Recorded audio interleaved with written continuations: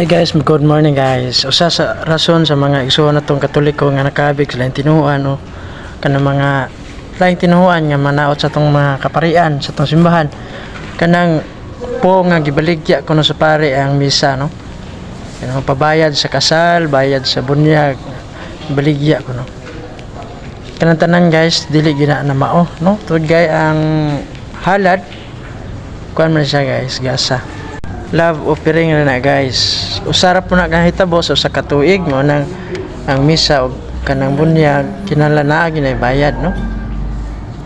Usa pa ang misa nagsintro na sa lawas ug dugo ni Kristo, no. Wala man nagsintro sa mga pari kay di pasudungan diha ang lawas ug dugo ni Kristo man.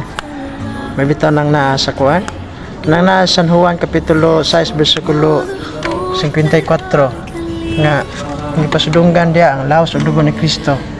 Mga nang ginawa ako ang kinabuhi, no? Ang pan sa kinabuhi, mingon ang Ginoong Hesukristo diha sa San Juan kapitulo 6 bersikulo 54 nga ako ang pan sa kinabuhi ug kaon sa pan makabato ng kinabuhi muli katapusan. Manang kita mga Katoliko nag isa sa ostias luhod jud ta tanan, no?